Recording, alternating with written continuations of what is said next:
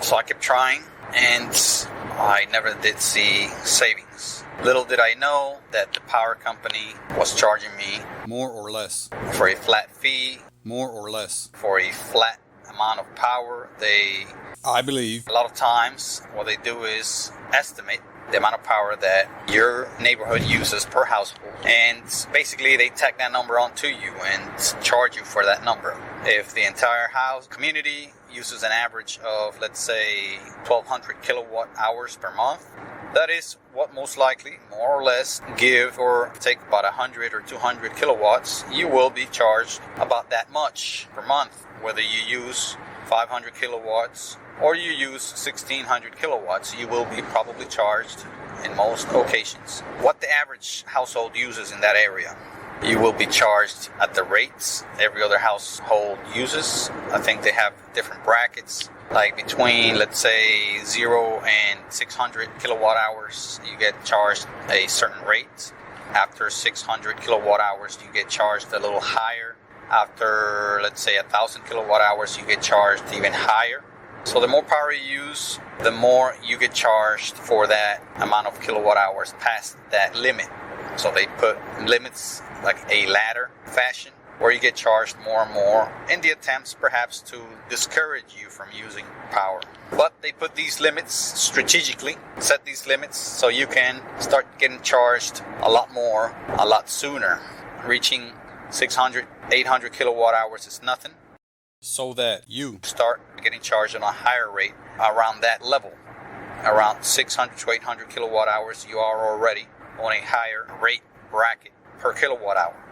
Check it out. I would find out through your power company what those brackets are, what that ladder bracket system is, and what the different rates are, because you are not being charged at the same rate regardless of how much power you use. Your rates increase as you increase in how much power you use.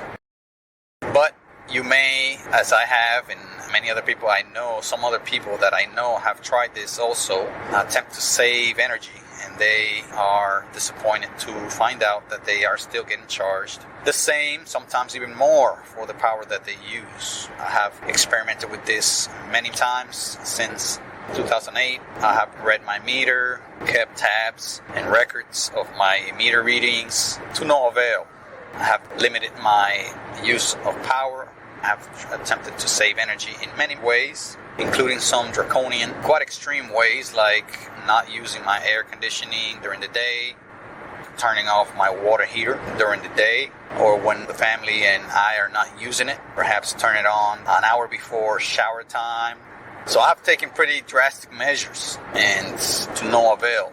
Fast forward to 2011, I was beginning to have some pretty significant changes when it comes to power and electric energy savings. I had an increasing amount of solar panels installed.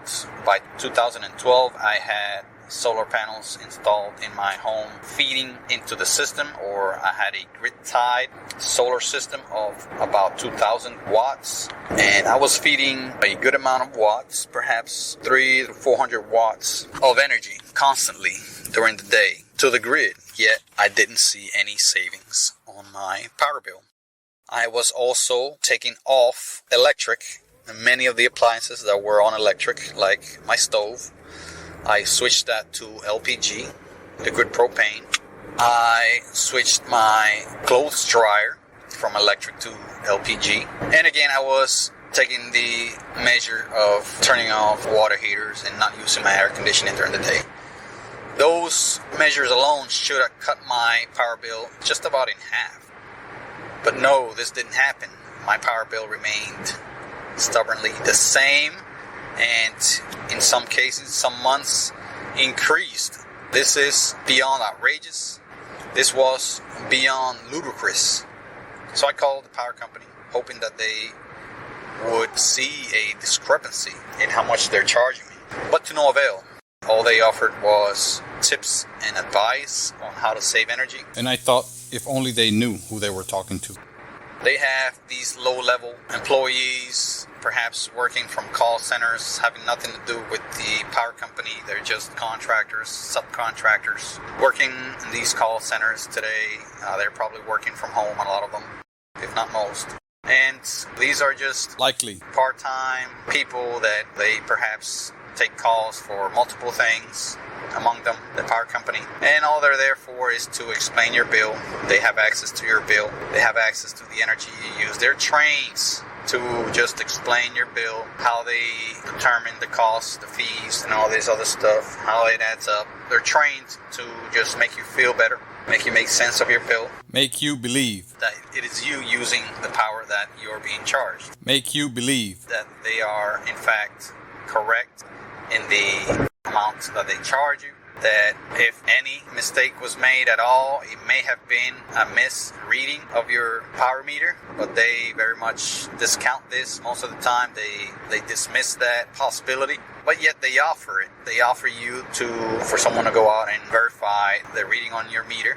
And that's probably as far as they are going to try to help you out. From my experience, they don't mention any kind of aid, help, any kind of financial help or programs that may exist that they may have. They don't really point you in any one direction for you to get any help. They basically blame you for the power bill that you have, the amount of money that you have to pay, and all they do is advise you how to use less energy, this and that. But even at this, they miserably fail. All they tell you is to change your light bulbs and to set your AC to 72 or 70 during the day, 68 at night. So they basically blanket cover every friggin' problem that every person may have with these few tips and largely useless advice that will likely make zero difference on your power bill. They are eager for you to pay what you owe.